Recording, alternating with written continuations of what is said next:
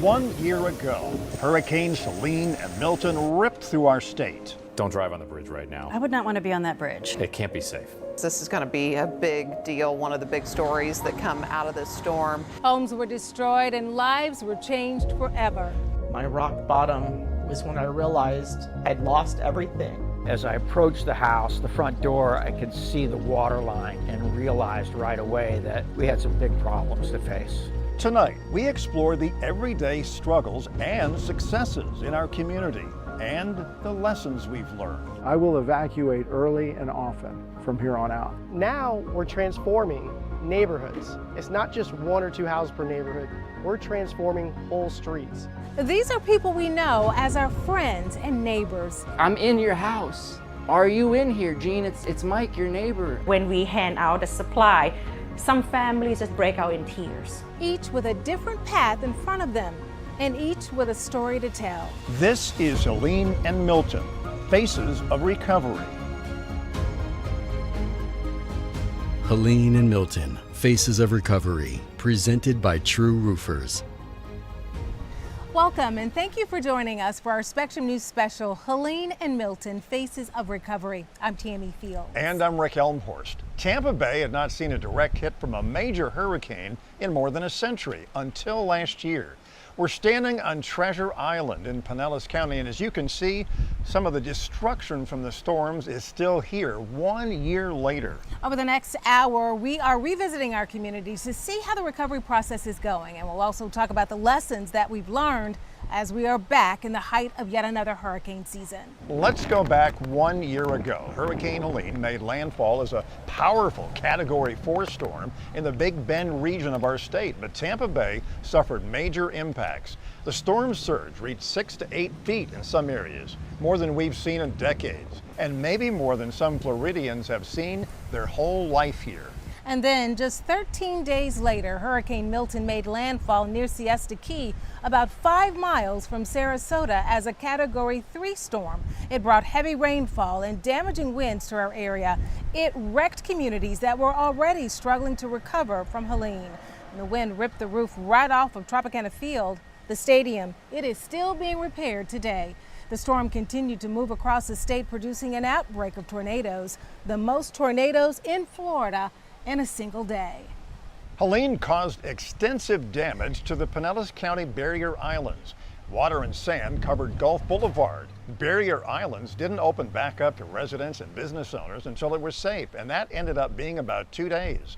As soon as officials gave the okay, many residents headed back home to see what was left, if anything. But some beaches were not accessible for a few weeks. You can see the mounds of sand and debris that line the streets here on Sunset Beach. Along with city leaders, the National Guard also helped to remove the sand. The area opened back up as quickly as possible. This is what it looks like today. The streets are clean and the beach is back open, but many homes in this area are still to this very day gutted and vacant. But you didn't have to cross over to the barrier islands to see that serious damage. Hours after Hurricane Helene sent floodwaters and storm surge into homes all over the Bay Area, our crews were out there talking to those impacted. Most people were there literally wringing out their water-soaked belongings and sweeping water out of their homes. Well, our Sandra Weathers, she was one of those reporters on the ground hours after floodwaters receded. Sandra, how much has the area where you are in South Pasadena changed since last year? Big changes. Last year, you couldn't drive up and down this street and not spot a homeowner going in and out with belongings that had been damaged by those floodwaters. Now, a year later, the people who are still here say it's more like a ghost town. And to put it into perspective, this property we're standing on now, there used to be a home behind me. It has been demolished. We spoke with a couple right next door after the storm and went back to check in with them a year later to find out how they are doing. So when you come in the house, we've already done. What a difference a year makes. For Dave and Connie Winkler, Again, just waiting for it to get rebuilt. their kitchen, This refrigerator was lying flat. then and now, This was the entire kitchen area that looked out over the pool and the patio. Looked like the spin cycle on a washing machine. Refrigerators upside down, couches floated and displaced themselves. Everything's soaked. their bedroom and bathroom on the day of the storm, and then 12 months later, Then there's the pool. Right before the storm, we had just put in all these plants. Dark green when we were here last, now crystal clear. And I had fish in the pool, and when I tried to drain it a couple weeks later, we actually had barnacles growing on the side of the pool. Dave says he used chemicals to clean and cut drywall to prevent molding, but there's no real remedy to wash away the pain Hurricane Helene's storm surge left behind. It's sad, all that effort, time, money, and memories. Memories that date back decades in this house. I gave the house to my mother, and she lived here for 20 years. And when she passed, I came over, and of course, 20 years had gone by. I needed a little bit of remodeling again. High water line here. The Winklers had just finished renovating their South Pasadena home. There's some more water. Right before Hurricane Helene. As you can see from my permitting in South Pasadena, my final inspection was on September 12th, 2024, just weeks before the storm. We sat down with the couple 1 year after the storm, and there's still a flood of emotions when they think about what was lost. I don't care if you're at Home Depot or out to breakfast, people are still talking about it. It was absolutely traumatic. The couple says they were fortunate to be able to purchase a new home after living in a rental property all year. Our entire lifetime now fit in half of a bedroom. That's all the stuff we were able to save. They've tried to sell their South Pasadena home as is, but they say they want what it's worth, so they're going to renovate again. We just recently signed an agreement to hire a contractor because I didn't want to go through it again. It was just too difficult. As you can see, the terrazzo floors, people think they're really great. Dave did most of the work himself during their last renovation, but he says the only work he's doing this time around is making sure they keep their spirits up and remain optimistic. Let's hope it's a one-time thing, and that we can put this behind us. Putting it behind them and putting their dream home on the market for someone else to enjoy.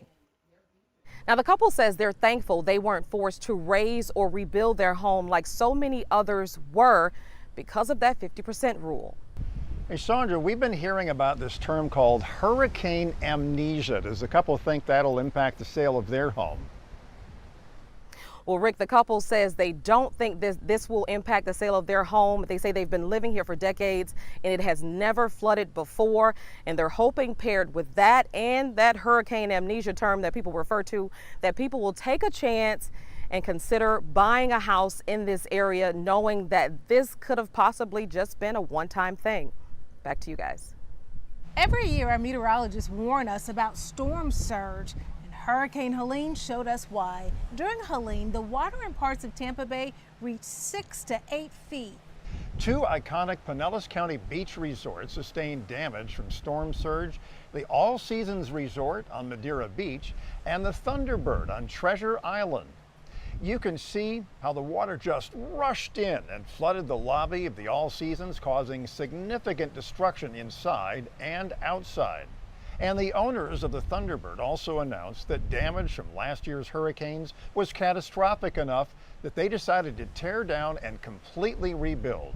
Once the old building is demolished, a 4-story resort with several buildings will take its place. But good news, the All Seasons Resort just reopened last month. The website says renovations have been completed to the roof, individual units, and pool area, but some landscaping still needs to be finished.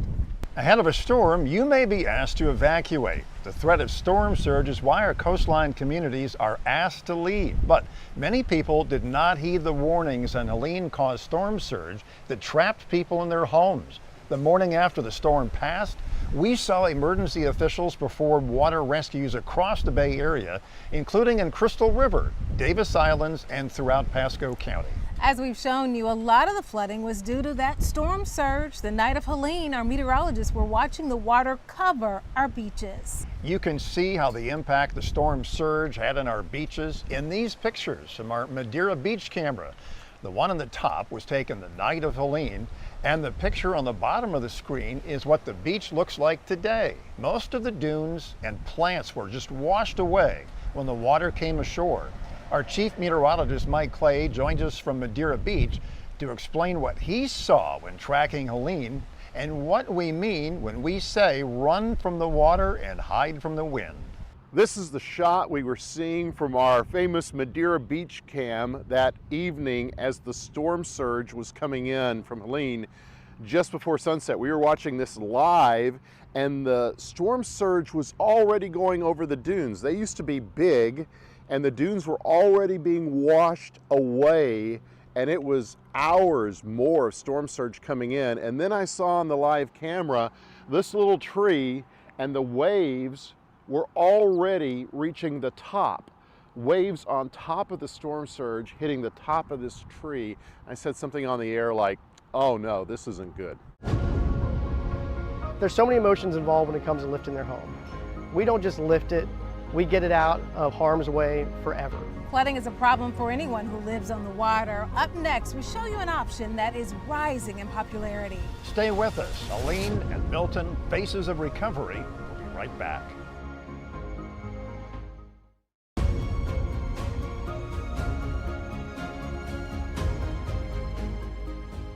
You're watching Helene and Milton, Faces of Recovery. We have moved down the street here on Treasure Island in front of this elevated home over my shoulder. This has become a more popular site in beach towns. Yeah, it sure has. After Hurricane Katrina in 2005, the home lifting industry gained a lot of national attention.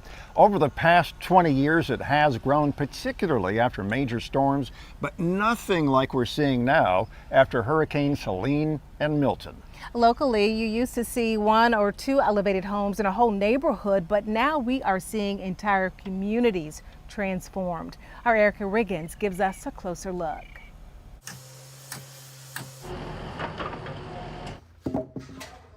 Heavy equipment and construction crews are hard at work rebuilding. This is what hurricane recovery looks like in our coastal communities 1 year after Helene and Milton. And look up, high in the air, you'll see the landscape of Bay Area communities changing dramatically to avoid flooding. Residents are elevating their homes in growing numbers, spending anywhere from $200,000 to $2 million. JAS Builders has nearly 100 current projects, the majority in Pinellas County, with additional homes in Citrus and Manatee. President and co-owner Albert Jaswan says before the hurricanes, they only got a few calls a year, but afterwards, they received thousands of calls. Now we're transforming neighborhoods. It's not just one or two houses per neighborhood. We're transforming whole neighborhoods, whole streets. Everybody's calling us up and down. Once they see what their neighbors are doing, they want to do it as well. Crews are almost done with this Treasure Island waterfront home. Here's what it looked like before, and here's the finish line to fight flooding.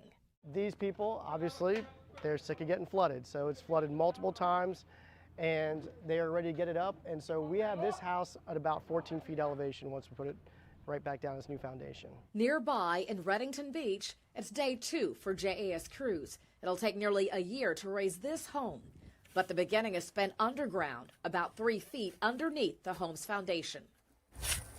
In order to dig the hole, they have to dig tunnels like this one that span the entire distance of the house. They'll then place steel beams underneath to lift it. We have to have beams to support the slab, right? These slabs in Florida are notoriously thin, and we're engineering this to be, a 100-year home. In St. Pete's lowest lying neighborhood, the company's CEO and co-owner inspects another new project in Shore Acres. Jeff Troskler says for him, each project is deeply personal. His own childhood home flooded many times in New Orleans and was eventually elevated with help from FEMA. Just having to flee every year for hurricanes and losing all my stuff. So, this really hits home for me, lifting homes. And we lifted my mom's house after Katrina. So once Katrina hit, we kind of learned about the whole industry. And there really wasn't an industry before that. Now the industry's bigger than ever following last year's hurricanes. We don't just lift it, we get it out of harm's way forever, for the lifetime of the home and the lifetime that the person wants to be there. Working together, both men say it's about safety, peace of mind, and raising hope in hurricane-damaged communities. In Pinellas County, Erica Riggins, Spectrum News. Heading over to the east coast of Florida now. Earlier this year, our Asher Waldman, he introduced us to Earl Wishmeyer. Earl's home flooded from Ian and from Nicole back in 2022. And he has now opted to actually raise his home to avoid future floodwaters. Asher Wildman joins us now from New Smyrna Beach. And Asher, what does Earl think about this whole process? Well, I can tell you Earl has made the decision that he will no longer carry flood insurance. In fact, him and other neighbors in this New Smyrna Beach community have decided to raise their homes. But for Earl, it's monetary. He says because he was able to raise his home, he's hoping to recoup some of the costs by not having to invest as much into flood insurance moving forward. This is a work in progress here. The last time I saw Earl Wishmeyer, his home was uninhabitable, choosing to move his home up rather than move out. This summer, I stopped by to get an update on where and how he's living today. Hi guys, welcome to my construction site. The home itself may look different, but rest assured, it's Earl's home.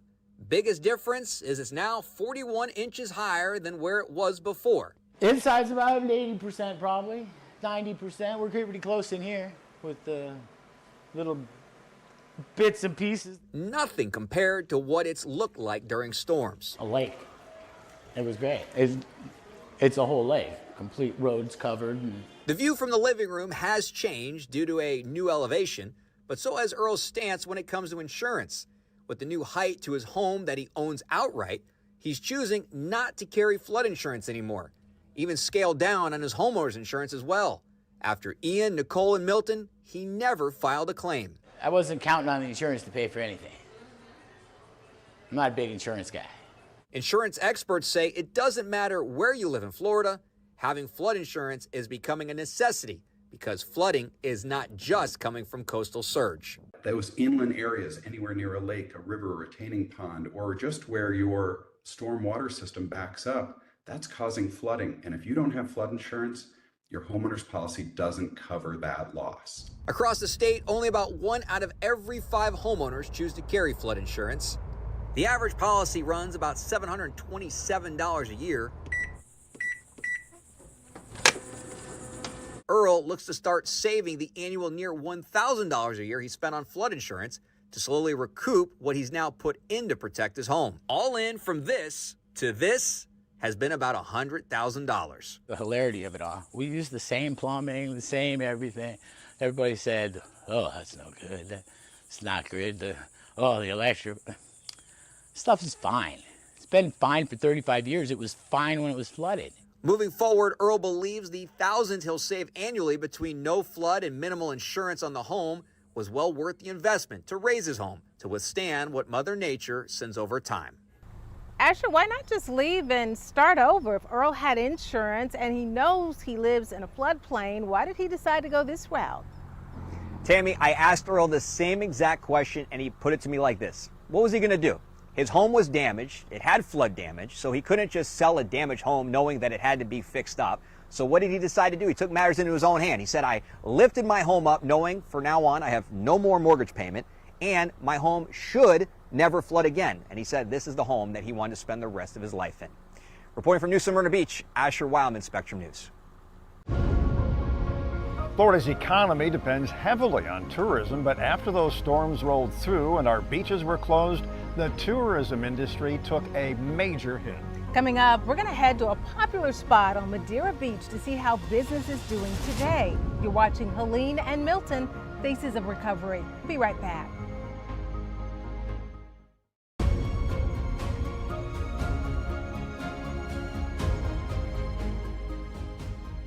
Thank you so much for joining us for Helene and Milton, Faces of Recovery. We're on the Johns Pass Boardwalk in Madeira Beach, and this is a great tourist area with all kinds of shops, restaurants, and bars, and even boat rentals. You know, it has been 1 year since Hurricane Helene and Milton hit our coast, and while it may really look like things are back to normal, we do know that those storms had an impact on tourism.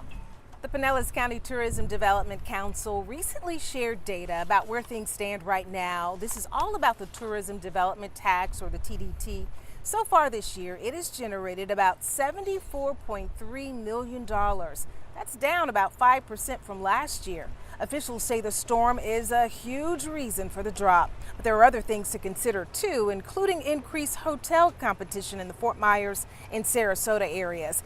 And many families are budget conscious. And back to where we are right now. The Johns Pass Village was wrecked by the storms.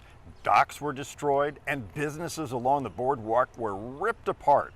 Hubbard's Marina here at Johns Pass has been a staple in Florida's fishing community for more than 50 years, and it was severely damaged.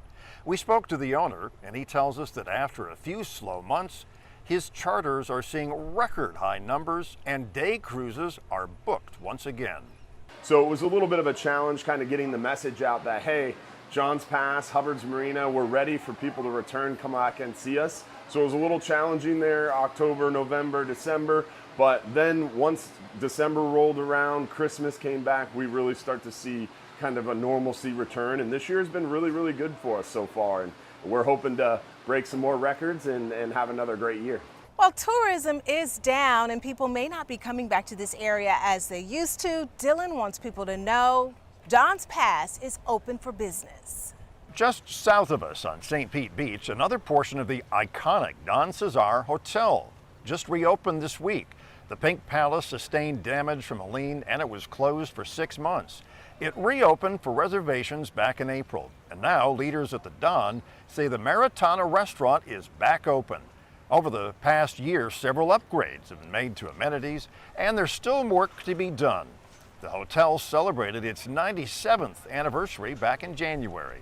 Helene not only devastated Florida, it ravaged the Southeast, including parts of Tennessee, Georgia, and North Carolina. By the time Helene made it to North Carolina, it was downgraded to a tropical storm, but it still had devastating impacts. Massive amounts of rain caused rivers to overflow and produce flash flooding and landslides. Now, several small towns and cities across the region have slowly reopened in the last year and are welcoming visitors. In recent months, officials also reopened dozens of miles of the Blue Ridge Parkway and some state parks.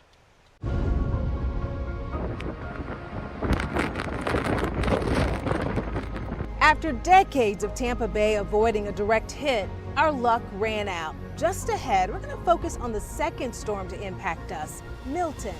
Helene and Milton, faces of recovery. We'll be right back.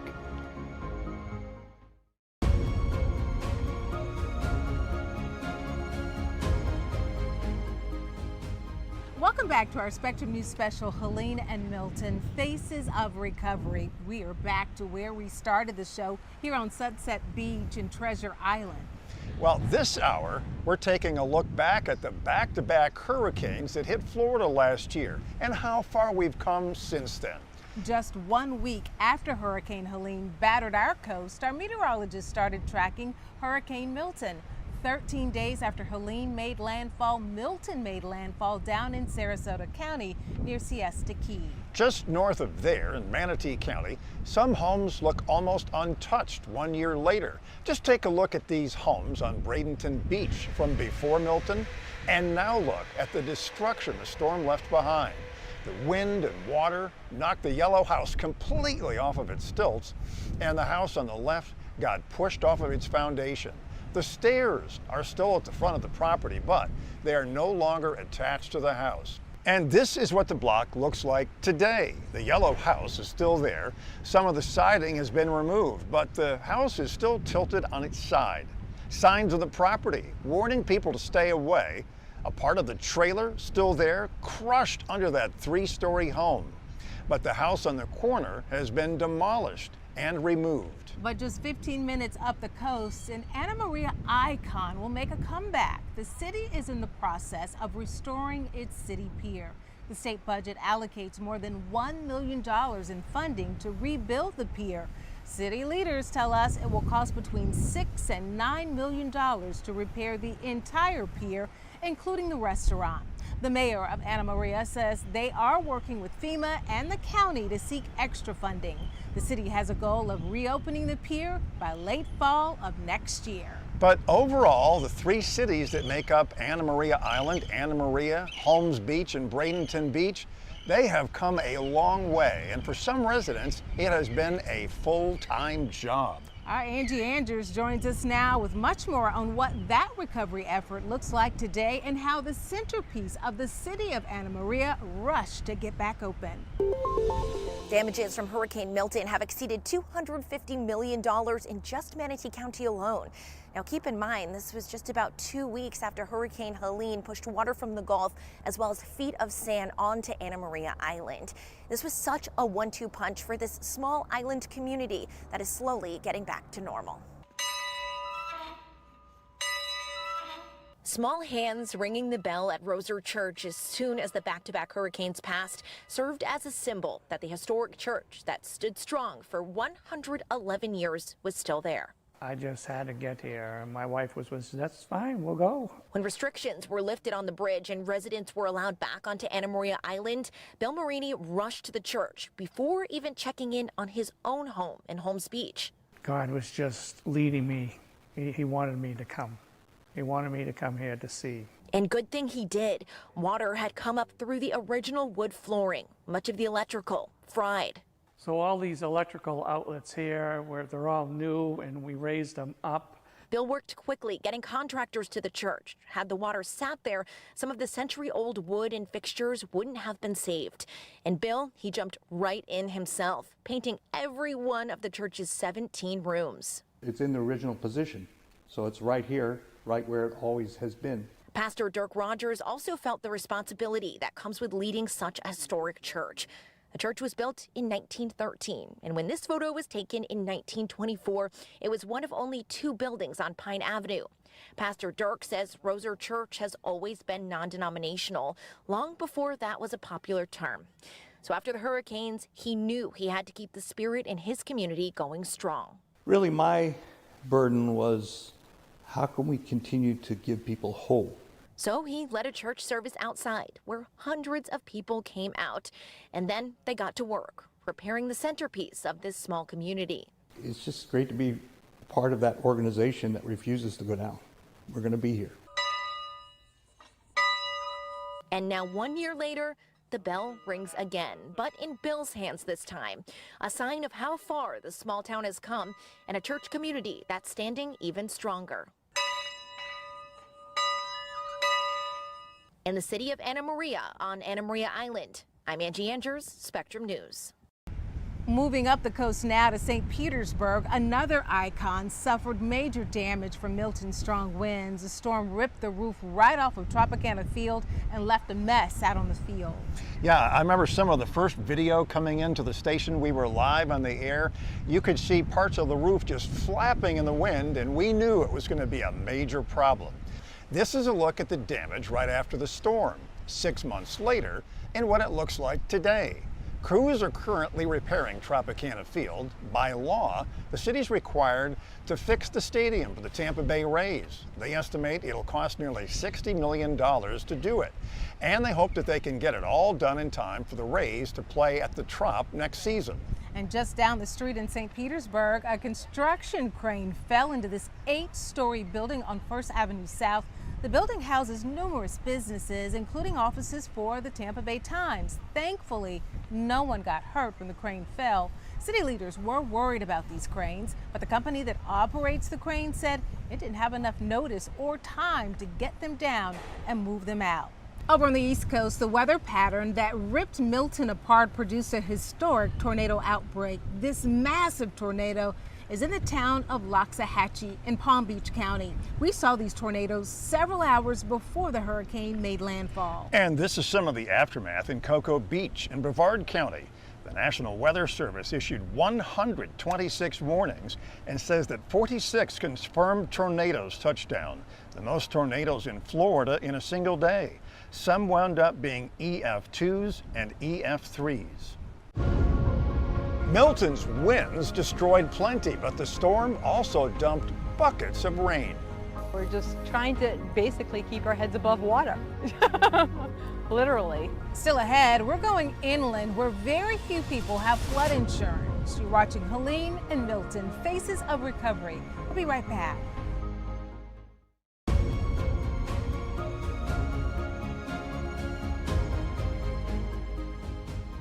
We appreciate you watching Helene and Milton, Faces of Recovery, here on Spectrum News. While Helene caused major storm surge, Hurricane Milton dropped a record amount of rain. In St. Pete, we saw more than 18 inches of rain in 24 hours, and Tampa got about a foot of rain in just one day. And just like we saw with Helene, many water rescues were performed after Milton. In Clearwater, first responders rescued more than 500 people from the standard apartments when it flooded. In some areas, the water was neck deep. It was Pinellas County's largest water rescue on record. A manager at the apartment complex said they are now renting some apartments, but other units are still being repaired. And in Hillsborough County, the community of Progress Village also experienced severe flooding. You can see several feet of floodwaters damaging people's property. The water from Milton's rainfall had nowhere to go, but work is currently underway on a regional drainage project to help cut back on flooding there.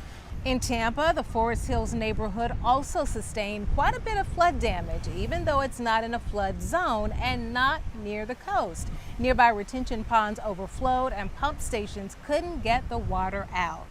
Dahlia Dangerfield spoke to a resident to see how the last 12 months of recovery has been and what the city is doing to make sure this does not happen again. In a neighborhood no one thought would flood. It would look like a flat lake. This has been an awful year. Yeah, it was pretty devastating. Hurricane Milton dumped more than a foot of rain in Forest Hills, a community that's nearly an hour from the coast. Only now, after months of rebuilding, does Kathy Kessner feel relief, along with disbelief. Never in a million years I would have thought flooding would have been what ruined my home. Beverly Keeney heads Forest Hills Neighborhood Association. She pointed out the stormwater ponds that sandwich North Boulevard, the ponds that collect water, then get pumped out to the Hillsborough River. But when Milton knocked out power, pumping stopped and the water rose. You might as well have had storm surge at the beach, but we are way inland. There are 3 pumping stations. Only one had a backup generator. And that generator never turned on because the transfer switch failed. Brandon Campbell is a director over Tampa's stormwater operations. Every system has some point of failure. No matter what, things can be overwhelmed. Since Milton, the city has invested millions of dollars in temporary and permanent generators at all the pumping stations in Forest Hills. Campbell took us to another neighborhood to show us how the system works. So the pump takes the water from the pond itself. Then the underground pump helps push water out to the Hillsborough River. Inside, there are all sorts of machines humming along, including that transfer switch. Come on through. So this is the permanent generator for the Donut Pond pump station. If another big storm comes this way, Campbell says they will not rely on the transfer switch. Crews will go straight to the generator. All of this is helping to ease a nervous community. The word is relieved. We are much more relieved. Scientists warn inland flooding is still a possibility, but having a plan and a better drainage system goes a long way. Meanwhile, it's been a long, hard road. Kathy's life is finally returning to normal. Right now, I'm just hoping for the best. In Tampa, I'm Dahlia Dangerfield for Spectrum News. Well, Milton caused a lot of damage along Florida's west coast. Its heavy rain also caused major flooding problems to areas inland, including areas along the St. Johns River. As our Jeff Allen shows us, people who live along the St. Johns River are still repairing flood damage from Milton and bracing for what could come next. If you're looking for signs of flooding, look no further than Tanya Crowley's garage. There we have the no wake, and then we have road closed. Signs left over from when the St. Johns River flooded the street in front of her home, her garage, and much of her property. This was a pool. This was all filled. I could have swam. This is video Tanya took of right outside her home after Hurricane Ian in 2022. This is our backyard. She says the scene looked similar after Milton. And I'm just standing there going, I knew the water was going to be bad, but I didn't think it was going to be this bad. I mean, we had raging rapid river. We could have gone whitewater rafting. Crowley is now gathering as much mulch as possible and using it to elevate and protect her property. We're just trying to basically keep our heads above water, literally, by filling the yard, one truckload at a time. This is what it looked like outside of Bob Ray's home a few days after Milton hit. Just checking the mail and other basic tasks required trudging through floodwater for several weeks. Bob has now put anything valuable around his home on wheels so he can move it to higher ground. He's still repairing what Milton's floodwaters moved. The tile has sunken in here. Our seawall is bowed out. The pool actually has settled on this end about a ½ an inch. There's actually a project underway in this area right now that's rebuilding this bridge. It's part of a roadway that leads back to several homes here. That bridge flooded over after Hurricane Milton. This project is expected to go through October, and some people here in this area say that it's leaving them even more susceptible to potentially more flooding while this project's going on, and they worry about what could happen if another storm like Hurricane Milton comes through this area. Construction is going to exacerbate our problem, and hopefully the county has a contingency plan to take care of that. Ray says living his dream life along the river. This is a lifelong dream for myself and many of our neighbors, to live on the St. Johns River. It's a beautiful place. Makes it worth it to put up with the problems. Crowley says the flooding wasn't as bad when she moved here 6 years ago. A regular rain would just go down the street. It wouldn't flood our driveway. Now it does, since the two developments went in. And now since they've started working on the bridge, the water's gotten even worse. She says she'll continue to put in more mulch and every plant she can find, including many fruit and vegetable plants. If something happens and we do get flooded where we can't get out, we can sustain here. In Seminole County, Jeff Allen, Spectrum News. So as for that project to replace a bridge in the area, Seminole County emergency management officials say the project is designed to help water flow through the area better. A popular Hernando County beach recently reopened with a few improvements. That story is still to come on Helene and Milton, Faces of Recovery.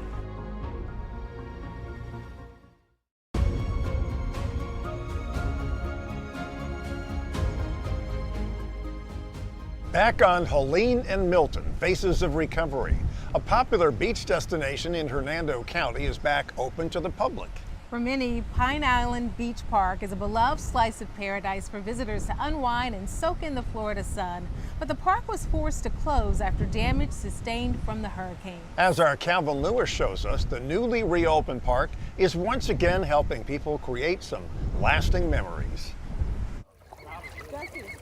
A nice small little beach. It is like a hidden gem. Along the shores of Pine Island Beach, you'll find nature at its best. With seabirds flying by and visitors like Spring Hill resident Gabriella Shiandacola taking in the view. I've been coming here and enjoying the beach probably every week since I was born. Year after year, it's been a familiar sight for her that never seems to get old. It's literally the heart of Hernando County. I've had graduations here. I've had birthday parties here. I've done maternity pictures here. I really love Pine Island Beach. But not so long ago, this view was unavailable to Gabriella and others. The park sat closed for months on end, with repairs being made after Hurricanes Helene and Milton. It was really sad. Just seeing everything that I grew up with. Like I grew up with the shack that they would make delicious food and we would have drinks and they had ice cream for the kids. That was so nice. And sometimes they'd have like a band that would come out there and play. And it was just really sad. Residents and tourists alike were left wondering when the park would reopen. We understand the frustration the community's had with the length of time it's taken to rebuild Pine Island, but we felt it was a good opportunity for us to incorporate a lot of new improvements here that will help us sustain the storms a little bit better. Parks and Rec Administrator Rob Talmadge says taking time to build back has allowed them to make some new additions, such as new sidewalks, metal roofs on pavilions, 1,100 cubic yards of sand, and even portable restroom facilities. We can remove them when we have an impending hurricane, tropical storm, so forth. Those structures would include the restroom building that we have here, as well as some of our support structures, an office trailer and an equipment trailer that we have that can be removed in a very short amount of time with an incoming storm. Ensuring the park is better equipped in the event of future storms so that visitors like Gabriella can continue making memories for years to come. It'll definitely be a staple in my family and my entire life, as it's always been. Looking forward to making more memories, absolutely. On this slice of paradise. In Hernando County, Calvin Lewis, Spectrum News. Before we go tonight, we have a happy update to a story that we first brought you during Hurricane Milton. We all remember this viral video of a dog that was left by his owner and tied to a pole on I-75 shortly before Milton made landfall. The state trooper that took this video rescued him and took him to the Leon County Humane Society, where he was renamed Trooper. Well, here is the happy update. The Humane Society interviewed dozens of families that wanted to adopt him. Trooper was happiest with this Parkland couple, Frank and Carla. The couple also has another dog named Dallas, and they tell us that Dallas and Trooper get along just great. As we've shown you across Florida, we are seeing signs of recovery, even though for some the progress could take years. We want to take one last moment to show you how far we've come in 1 year. Here is how some of the Pinellas County beaches looked right after the storms, then 6 months later, and now today. Every day is another step towards our path to recovery. And it's also a demonstration of how resilient Floridians are. We want to thank everybody who shared their stories of recovery with us. We hope you enjoyed watching our Spectrum News special, Helene and Milton, Faces of Recovery. I'm Tammy Field. And I'm Rick Elmhorst. Thank you for watching.